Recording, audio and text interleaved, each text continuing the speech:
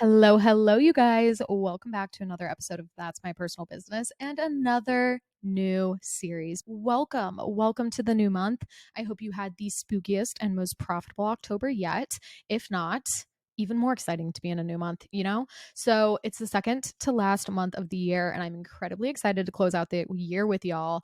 As you know, in December, we always do a how to prep for the next year series, but this month, November, we are talking about, drumroll please, we are talking about what to do during slow season, because slow season is actually the foundation for your business doing well during busy season. So that is what we are going to be talking about. And we have such amazing episodes like planned for this month. This might be, dare I say it, one of my favorite months yet.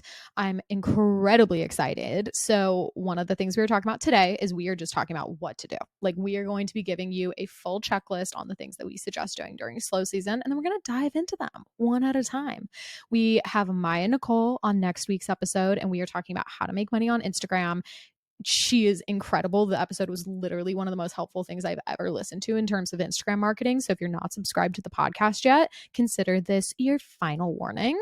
You're not going to want to miss that one. And then we are talking about the five either biggest mistakes you're making on your website, the five things you need to change on your website, but we're getting that website locked and loaded because that's one of the best things that you can do during busy season. Wow, busy season.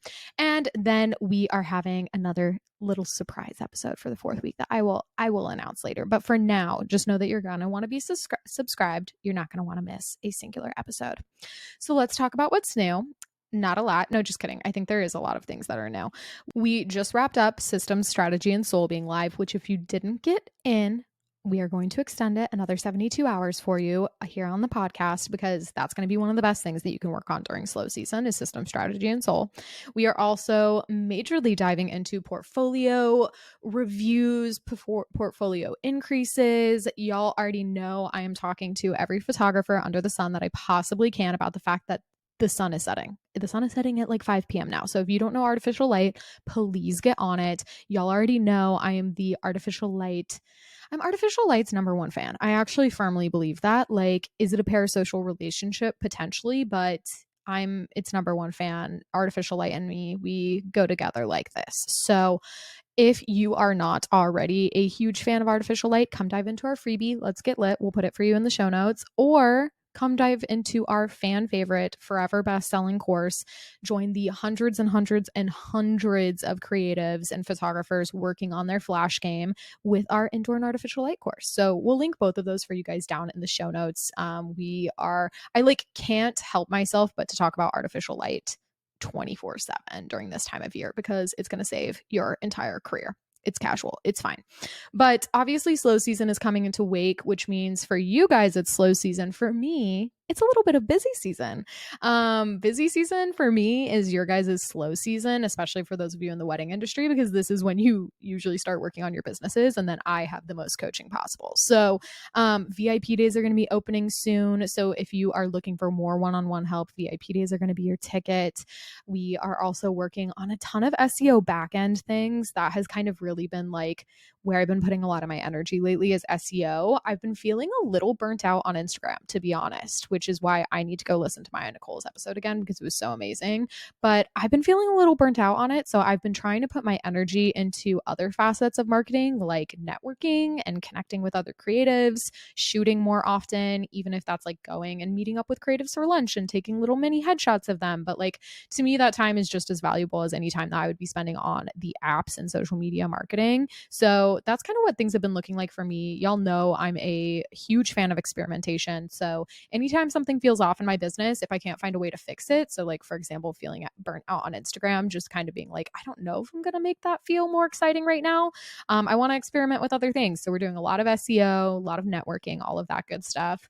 On a personal front, I just got a DM from you guys, this is like so personal, but I think it's funny and I have to share. But there is this like dating online series that people do in New York. I won't say what it is until it actually happens, but they just DM'd me to come on the show and do a little speed date thing.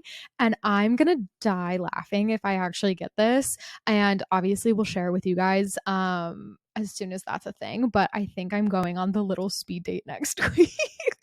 And I'm so excited. I think it's going to be hilarious. I love a funny joke story. Like, I have had some atrociously funny first dates in my lifetime. And so, anytime I like a good date to me is just one where I have a story. Like, best case scenario, I find someone I really vibe with. But like, if it's not going to be good, I want a good story. And this feels like that perfect opportunity. So, I'm incredibly excited. And what would we even do with ourselves if I met my future partner on a dating show for Instagram? You know, hilarious. We love something for shits and gigs. So that's kind of what's looking new around here. I moved my desk. If you're watching this, you can see that now you can see part of my apartment behind me, which is very exciting. I feel like I'm finally getting my apartment locked down into the feng shui that I wanted, which means a house tour is probably going to come soon, which is very exciting. I love a good house tour. But yeah, I think that's everything for catch ups. Just really getting hunkered down, working a bit more. I have a really fun project in the works, as well as we're working on some really fun custom web design and social media management over at my agency, Amara the Agency, which, if you don't know that I run a social media marketing agency, come check us out at Amara the Agency. That's been very fun. So, yeah. Also, Cora was really hyper today. I guess that's my only other update. I had to literally reschedule a coaching call because Cora got so hyper. She was like knocking stuff down in my apartment. It was a lot. So, anyway, really excited to have her actually sleeping now so that I can record podcasts like this and chat with you guys and have more interviews. Because, of course, she decided to display this behavior on podcast interview day. Love that. And thank you to my lovely coaching client that was willing to push back our meeting an hour so that I could take her to the park and make her run sprints so that she wasn't breaking things during our time together. And yeah, I think that's everything. So let's go ahead and let's talk about what we're talking about this month, which is what to do during slow season. Slow season for me when I was in the wedding industry, or just like I found that basically most people other than like coaches and educators, slow season is winter for basically everyone. And it can be really easy to just be like, I don't know what to do, I'm stressed, I'm just gonna like see what comes and prep for busy season. Like, a lot of people treat slow season as kind of like time off, and while I hope you do that, because you know I'm a huge proponent of taking time off and having a personal life, there's also like very deliberate ways that you should use slow season in order to prep for busy season and to make sure that busy season feels a little less busy. So we're going to go through them one by one. Number one is easy peasy, but it's just going to be to update your portfolio. Your work should be getting better constantly. Sorry, I'm going to be the bearer of the bad news, question mark, good news. I don't know how you want to consider it, but like, you should be improving like pretty consistently, and there should be, you know, a difference between your work a year ago and your work now, and that's very exciting. And like, not in a toxic like I always need to be improving way, but like, at the end of the day, we naturally get better at things the more we do them. So within a year, your work should have pretty drastically improved. And so this is your time to update your portfolio. While you're updating your portfolio, I want you to look at the work and ask yourself, with each individual piece, whether that's a project, whether that's an image, whether that's a video, the question that I always prompt my coaching clients to ask themselves is like, if someone, like a future client, came to me and they showed me this one project or this one photo or this one video, and they said, I want my thing to look and feel exactly like this, would you be excited? If the answer is no, it has no place being in your portfolio. Your portfolio truly should only be filled with work that you would be giddy to continue booking. And if it's not, it needs to go. Like, it can maybe go on the blog if you're desperate for content, but there's no reason for you to be advertising work that you wouldn't be excited to shoot. So update your portfolio, but make sure that it is work that you are genuinely super excited about and that you would love to book more of. Make sure it's SEO optimized. Make sure that you're actually doing your SEO, and make sure that it is ideal client oriented. Seriously, like, that really is the gauge every single time, is like, would I be okay with every single project looking like this? And if not, gotta go. I kind of think of it as like, you know, when you would deliver galleries, say you're a photographer, whenever you deliver galleries to clients, for some reason their favorite photo is always your least favorite. I don't know what it is. I might be witchcraft, but it literally happens every single time. It's going to be the same with your portfolio and advertising. Like, you're going to get requests for the thing that you like the least. So make sure the thing that you like the least in your portfolio is something you're still obsessed with, because that's probably what people are going to ask for. So update your portfolio. make sure it's SEO optimized. Like if you're going to be going through all of this hard work to update your website, please make sure it's SEO optimized, whether that's for location, for specific keyword. Maybe you're a 35 millimeter photographer. Maybe you're a wedding planner based in New Orleans, whatever it may be. Choose your keyword. You know, we're not going to be deep diving into SEO here. We have so many resources for that, whether that's blog posts or a course, but make sure it's SEO optimized. If you're going to be doing this work, go ahead and pair it, two birds with one stone, and make sure that it is SEO optimized.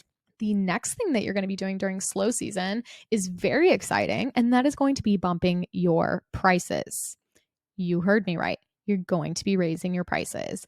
I would put money on the fact that you are probably undercharging. I have only met one person in my entire career that I had to tell them that they were overcharging, and it was someone that was charging like way more than like their level of experience. And I would rather tell you you need to lower it though than repeatedly beg you to raise your prices. And that's the case for a lot of people.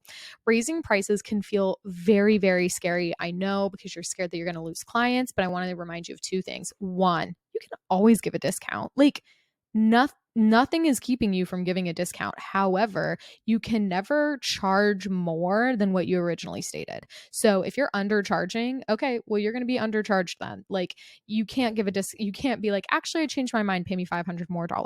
Absolutely not. Jail.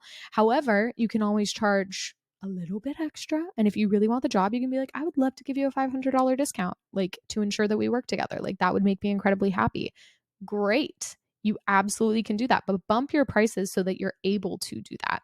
The second thing is that no one is ever going to be off put by like a couple $100, especially if it is a package price that is like thousands of dollars, like most, creative endeavors are, whether that's coaching, wedding planning, photography, what have you. Like $200 is not going to make a difference on if someone hires you or not. So here's what you're going to do. One, you're going to bump your prices now during slow season, but every several jobs you book, you are going to bump your prices, even if it's just $100.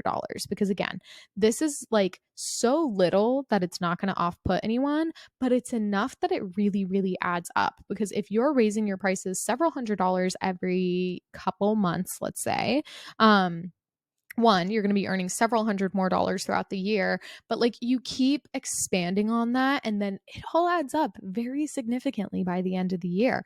And you haven't really off put anyone because of it. And as your work continues to grow and you begin, wow, to get better and better and better, so should your pricing. And you shouldn't feel bad about that. Like, you wouldn't have turned this hobby into a business if you didn't want to earn money. Otherwise, go back to making it a hobby.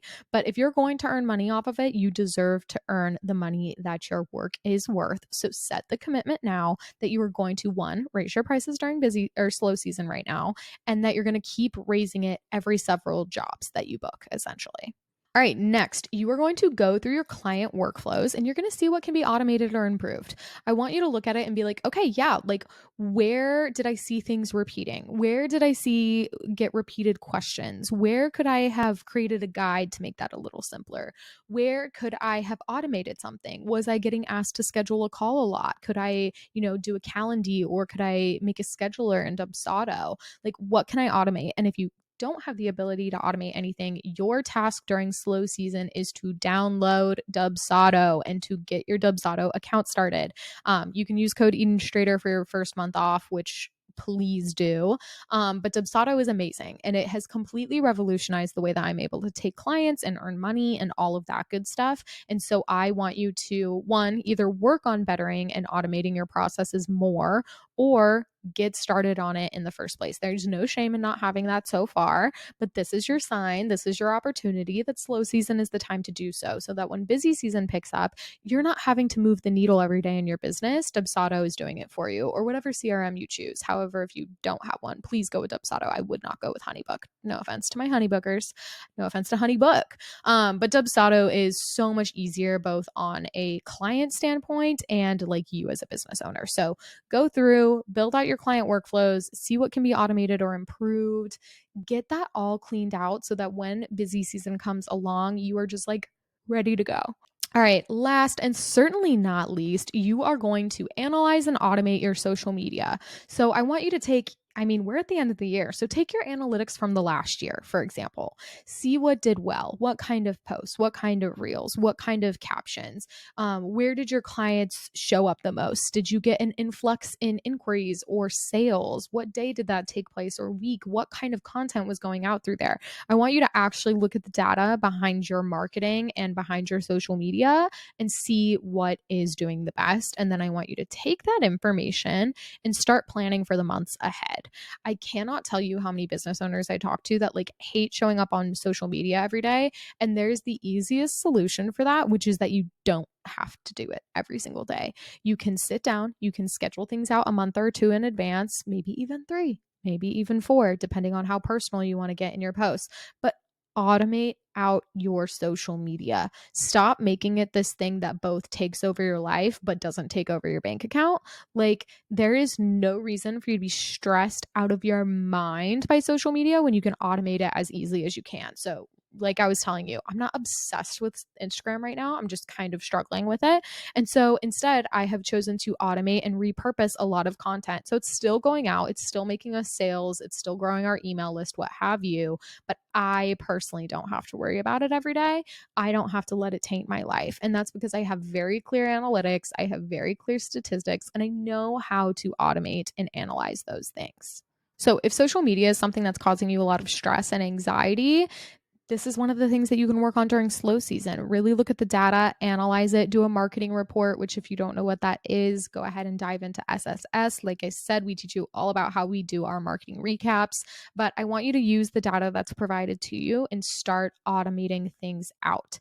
You're not going to be able to earn money if people don't know your products and services exist. And while there is a plethora of ways that you can earn money and market, a huge one is social media marketing. And so if that's one of the tools that you want to check out, that you want to pursue, please automate it so that it takes up as little time in your life as possible. So to recap, again, you're going to do a few things during slow season as we wind down and we start approaching the holidays, we start approaching this time. 1, you're going to update your portfolio with aligned work. Think ideal client. What do they want to see? What do they want to hear? What do you want to book? That's what we want to see in the portfolio. You're going to bump your prices right now, even if it's just $100. But then you're also going to commit to raising it every several jobs booked so that you can continually increase your pricing. You're going to go through your client workflows and see what can be automated or improved. Or if you don't already have automations, you don't already have a CRM, that's what you're going to get started on. And then you can dive into the like, what can be automated? Do I have repeated meetings that I make? Do I have repeated emails that I send? Is there a way that I can send a client welcome guide or an engagement prep guide or a wedding welcome day guide, whatever it may be? But like, what is happening repeatedly? Because again, repetition is an opportunity for automation. I'm going to get that tattooed. It's going to be a literal tramp stamp at this point. Really quick, can we all just picture a tramp stamp that says repetition is the opportunity for automation? That's so funny.